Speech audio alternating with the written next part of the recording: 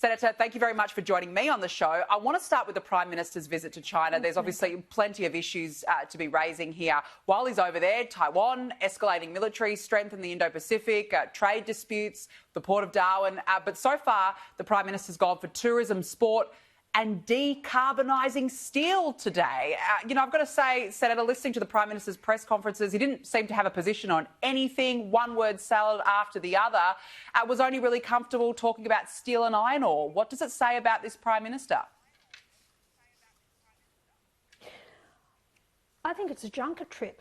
And I'd like to know if all these CEOs are paying for their own way over there in their own accommodation, or is it on the taxpayer?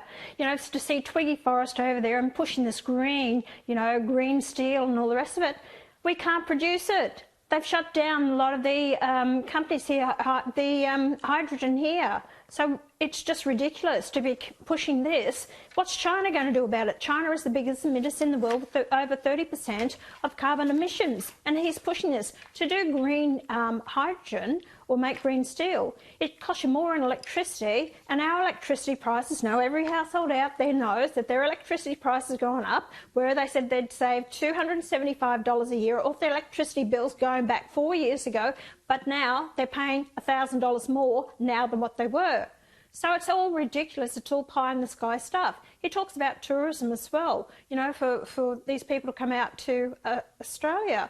I just think that it's been a waste of time, and he goes there for 6 days, yet he can't make the trip. Well, he went to the USA, which he says, but he was on the West Coast, and he didn't get to see Donald Trump, who's an ally, and we're in an AUKUS agreement with them, and yet he's there towing to Xi Jinping. I just don't get it. He's not a leader of this nation. And talk about the Darwin port, Danica. The Darwin Port Land Bridge Group that owned the Darwin Port, right? That is a private company. It is a billionaire that's bought it. Yi Chang, he owns it. Now, he's a billionaire. Yi Chang has close ties to the Chinese Communist Party. Why is Albanese then wanting to speak to the Jinping about the Chinese port when it's a privately owned company? Why isn't he talking to Yi Chang about it? So why is he having to go to the president over this? So you've got to ask those questions as well. The port should never have been sold in the first place. And if they'd got their act together, and it was about $130 million, the port was in disrepair, no one in Australia and the government at the time wouldn't loan them the money to repair the port, so they went in and on the world market and allowed the Chinese to buy it. It should have been stopped by the Foreign Investment Review Board right from the very beginning. Poor governance in this country. That's why we're in the hell of a mess that we are. And we've got the most poor governance that we have under Albanese, and he talks about national security. He hasn't given a defining, to the Americans. Will he support Australia and the Americans if war breaks out with China and Taiwan, with China taking over Taiwan? What are we going to do about the subs? Will the Americans give us the subs now? Because our Prime Minister won't give, a defining, where he stands with this. And I think that the Americans have a right to know. And, I think you raise a good point. To me, you're right. This is a junket. He's gone over there to China on nothing more than a junket. And just to expand on what you said there, he was asked today if there's been any progress on a meeting with Donald Trump, and he said his focus is on China. He was asked about the Pentagon's request for a position on Taiwan. He said his focus is on China. We've got Chinese spy ships circling again because of Talisman Sabre. The Prime Minister today said, well, there's nothing unusual about it. So, Senator, you've got to wonder what the US must be thinking right now. Exactly right. He's an absolute joke. Our national security is in one hell of a state at the moment because I don't trust the Prime Minister that we have. He's where he's leading us. And I think we, as a nation, and myself as a Member of Parliament elected by the people, have a right to know what his thoughts are, where we are headed with this. And I'd like to see the opposition step up and say, ask more questions with regards to this. We have a right to know. Absolutely, we have a right to know. I think you're absolutely spot on. I want to move on now to a leaked Treasury report, which has revealed that Labor was advised to hike taxes and slash spending in order to balance the country's books after this year's election. Though Jim Chalmers didn't seem to mind, And what's happened here is a Treasury official has sent those documents in error. That sort of thing happens from time to time. I'm pretty relaxed about it, to be honest. Well, I mean, you know, whether the Treasurer is relaxed about it or not, the PM certainly shouldn't be, given he's on the record boasting about how meaningful his promises on tax policy are. I believe that when you go to an election and you make commitments, you should stick to my word is my bond. Senator, so the Treasurer is relaxed. Albo's word is his bond. Can Labor be trusted on taxes?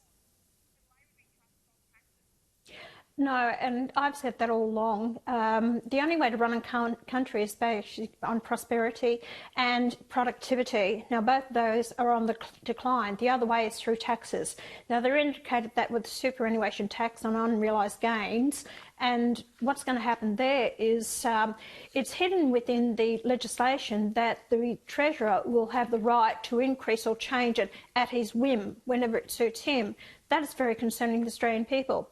I believe that taxes will go up. They'll get the support of the Greens. Greens really want to hit people in this country because they say, oh, because you've got the money, you're rich, you should be paying. Yet we allow people to sit on a welfare system in this country for more than 5, 10, 15, 20 years, 30 years, and we don't question about their contributing to this country, but we just keep paying them welfare and expect those who got out there, got themselves a job, got themselves a decent job, and have to pay the taxes, excessive taxes, to support these people who want to sit on their backside and do nothing in this country. I've had a gutful of it. I'm sick and tired of it. I don't mind helping those who want the help, but people who think it's their right, God-given right, to sit around and get, you know, welfare assistance, rent assistance, health assistance, everything, and not made work after 20 or 30 years on it, I have a real problem with that. So Chalmers has to put on that act, Danica, because it's blasé, oh, well, so what, these things happen. But it is, the truth has been let out. They've pushed this 1.2 million homes. It's unrealised. It's never going to happen. They went into this election. They knew it. Economists and myself and others on the floor of Parliament have told them that their spending was out of control. The homes would never be built, but they took the lie to the Australian people, and that's what they won this election on. People have a right. They are deceitful, they're liars, they won this election through lies and deceit, and I believe that they should be actually questioned over the whole lot.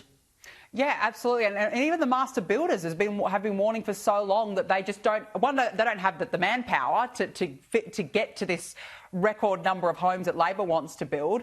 We don't have the utensils right now, so it's been a joke from the beginning. Before I let you go, Nationals MP Barnaby Joyce has vowed to introduce a private members bill in an attempt to end Labor's net zero policies. Here he was on Danica and James last night. Have a listen. I've been fighting for this for so long, but I think it's got to a point where we've actually got to say, OK, let's see where we vote.